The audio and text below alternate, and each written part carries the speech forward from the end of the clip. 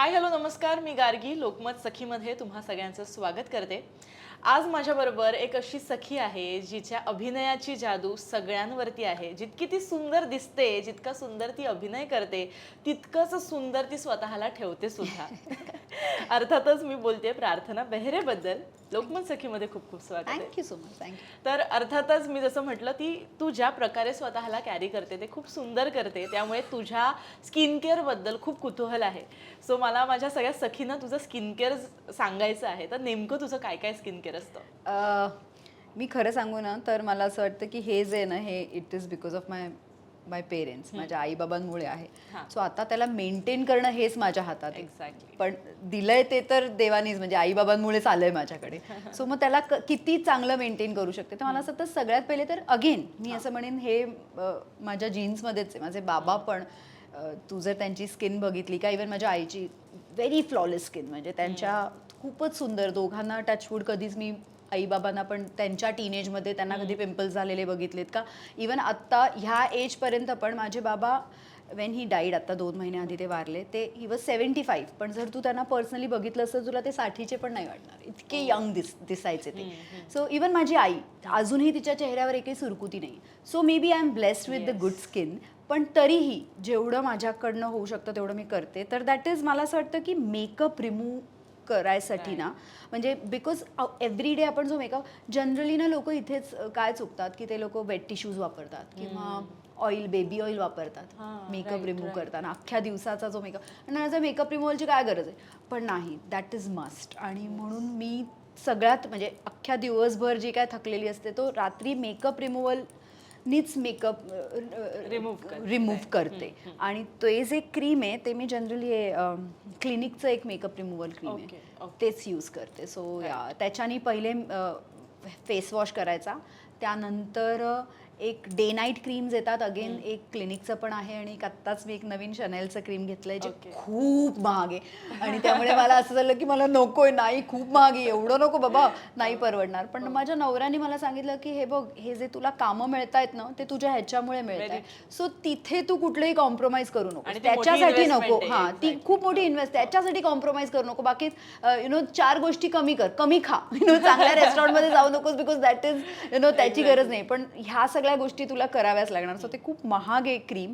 पण मी जेव्हापासून ते क्रीम लावतीये ना, खरंच मला माझ्या चेहऱ्यात इथं डे नाईट दोन्ही आपण वापरू शकतो तसं ते क्रीम आहे. सो हे मी लावतेच लावते. सो मी खरं सांगू ना तर मी सनस्क्रीन खूप कमी लावते. आणि माझी डरमॅट स्पेशली, मला खरंच इथे सांगावंच वाटतं, डॉक्टर भाग्यश्री, जिचं डर्माविला नावाचं खूप मोठं क्लिनिक आहे. सो मी तिच्याकडे शेवटल्या 5 वर्षांपासून जाते आणि ती जे सांगते तेच सगळं मी फॉलो करते. फक्त एक गोष्ट नाही करत, ती मला सनस्क्रीन लावायला सांगते आणि आय हेट सनस्क्रीन. समहाव मला ते आवडतच नाही, त्यामुळे मी ते एक फॉलो करत नाही.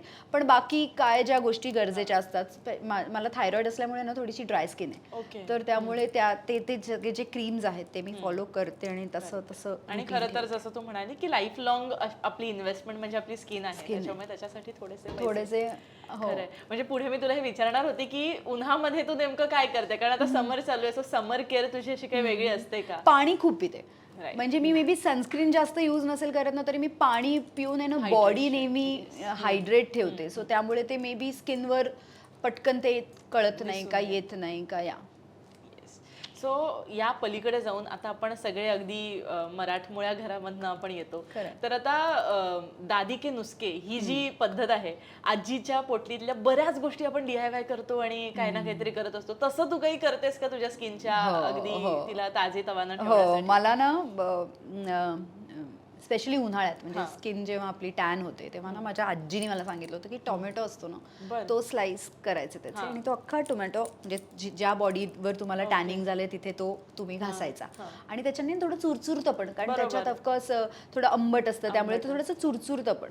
पण ते तुम्ही करायचं, एक अर्धा तास ठेवायचं, नंतर वॉश केलं की तुम्हाला असं जर तुम्ही रेग्युलर करत गेला ना तर तुमचं टॅनिंग पटकन होणार नाही. आणि हे मी खूप फॉलो करते. त्यानंतर थोडंसं आईनी केसांसाठी आईनी एक असा हे केलाय, पॅक बनवलाय ज्याच्यात दही, त्यानंतर मेथी आणि असं काय काय असतं, अंड, आणि हे ते फक्त मला तो आवडत नाही कारण त्याचा वास खूप वाईट असतो. ह्याच्यामुळेच बरीच लोकं करायला बघत नाही असं काही. पण नाही, मला असं वाटतं ते खरं करायला हवं, म्हणजे त्याची गरज आहे. आणि हे बघा, तुम्ही जर सलॉनमध्ये जात असाल, स्पा करत असाल तर तर बेस्टच आहे. पण जर ते नाही करत आणि घरके नुसके वापरत असाल तर मला असं वाटतं हे करायला हवं. आणि मी तर ते आधी तर खूप जास्त करायचे, आता अगेन वेळ नाहीये तेवढा, कारण वास घालवायला पण एक दिवस जातो. So त्याच्यासाठी मला असं वाटतं कुठे ते, पण तरीही जेवढा प्रयत्न, जिथे काय पॉसिबिलिटीज म्हणजे जिथे काय हे सगळं अवेलेबल नाही आहे, स्पा सलॉन्स, तिथे तुम्हाला केअर करायची असेल तर असंच करावे लागते. राईट. आणि आपण असं म्हणतो की अगदी जसं तुम्ही खाता तसं तुमच्या चेहऱ्यावरती दिसतं. इट्स अ रिफ्लेक्शन, तुमचा मिरर आहे तुमच्या बॉडी. तर काय आहार असा काही स्पेसिफिक तू मेंटेन करते का, किंवा डाएट असं काही तू स्पेसिफिक मेंटेन करते का तुझ्या ओव्हरऑल स्किन आणि रादर ओव्हरऑल हेल्थसाठी?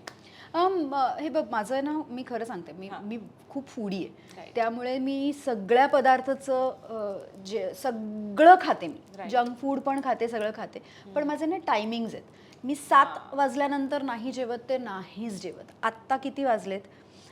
2 वाजता माझा जनरली 12:30-1 नंतर मी माझा फर्स्ट मील घेते. Okay. सो इतके तास मी फास्टिंग ठेवते. सो मला असं वाटतं ते माझ्या बॉडीसाठी करेक्टली सूट झालंय. आणि ते माझ्या स्किनवर पण मला त्याच्याने त्रास नाही होत. म्हणजे मला पित्त नाही होत का, माझं डोकं नाही दुखत, काहीच नाही होत. मी राहू शकते, उपास तेवढा ठेवू शकते, करू शकते फास्टिंगवर. आणि नंतर जे मी खाते तेव्हा मी सगळं खाते. बट ऑफकोर्स मी प्रयत्न करते की प्रोटीन जेवढं जाईल तेवढं जास्त बरं. मी खरं तर व्हेजिटेरियन होते, म्हणजे आता नॉनव्हेज खायला लागले म्हणून माझ्याकडे प्रोटीन्सचे ऑप्शन्स आहेत. पण जर जेव्हा मी व्हेज खायचे तेव्हा नसायचे, तरी मी आमटी जास्त पिते. डाळ आपण जास्त खातो.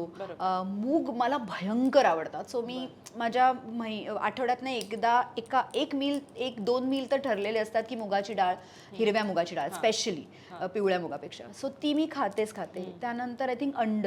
मग जर तुम्ही व्हेजिटेरियन असाल तर पनीर का, असं काहीतरी प्रोटीन तुमच्या स्किनसाठी खूप चांगलं आहे. सो त्यामुळे ते तुमच्या खाण्यात असलंच पाहिजे. सो डॅमेज सेल्स ज्या असतात त्या बिल्डअप होतात. आणि पाणी खूप प्या. येस. सो बेसिकली प्रार्थनानं स्किनसाठी वापरणारे प्रोडक्ट्स असतील किंवा अगदी घरके नुसके सुद्धा असेच बसल्या बसल्या सांगितलेले. सो खूप आपल्या सखींना त्याचा फायदा होणार आहे. अगदी जाता जाता अशा कोणत्या गोष्टी आहेत की ज्या तुझ्या मेकअप किटमध्ये किंवा तुझ्या बॅगमध्ये असतातच की त्याशिवाय तू कुठेही बाहेर पडत नाही? मी म्हणाले तसं माझं एक क्रीम आहे, बिकॉज ड्राय स्किन खूप आहे माझी. सो त्याच्यासाठी एक माझ्या डॉक्टरनी, माझ्या डर्मॅटनी एक क्रीम दिलंय, मेम्बायो नावाचं. सो ते असं थोडंसं मॉइश्चर सतत करत राहतो तुमच्या फेसला. सो ते मी मेकअप जरी केला असेल त्याच्यावरही लावते. तर मला ते खूप आवडतं आणि मी ते सतत ते लावत असते. सो त्यामुळे मे बी ती स्किन थोडी ड्राय नाही होत जास्त. आणि मला असं वाटतं आणखीन जर तुम्हाला स्किन चांगली ठेवायची असेल तर हे मी माझ्या आईबाबांकडनं शिकली. कारण जसं मी म्हणाले की त्यांची स्किन इतकी छान आहे. आनंदी राहा, खुश राहा. जेवढे तुम्ही हॅपी असाल विदिन, आतून, ते तुमच्या चेहऱ्यावर त्याचा ग्लो येईलच आणि वेगळाच ग्लो येईल. सो खुश राहायचा प्रयत्न करा. That's it. आणि मेकअप मध्ये अशा कुठल्या 2-3 गोष्टी की ज्या असतातच?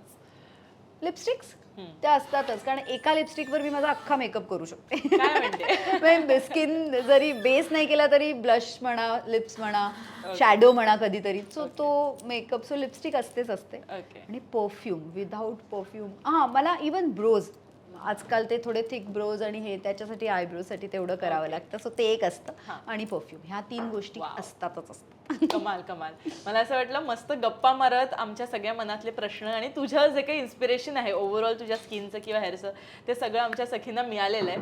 आणि एकदम पॉवर पॅकेज असं सगळं रुटीन आपल्याला प्रार्थनाने सांगितलं. प्रार्थना खूप खूप धन्यवाद. लोकमत सखी बरोबर तू जोडली गेलीस आणि इतक्या छान गप्पा आपल्या सखींशी मारल्यास त्याबद्दल थँक्यू सो मच. आता तुम्हाला सुद्धा हा व्हिडिओ कसा वाटला मला नक्की कमेंट करून सांगा. आणि लोकमत सखीवर असंच प्रेम करत राहा.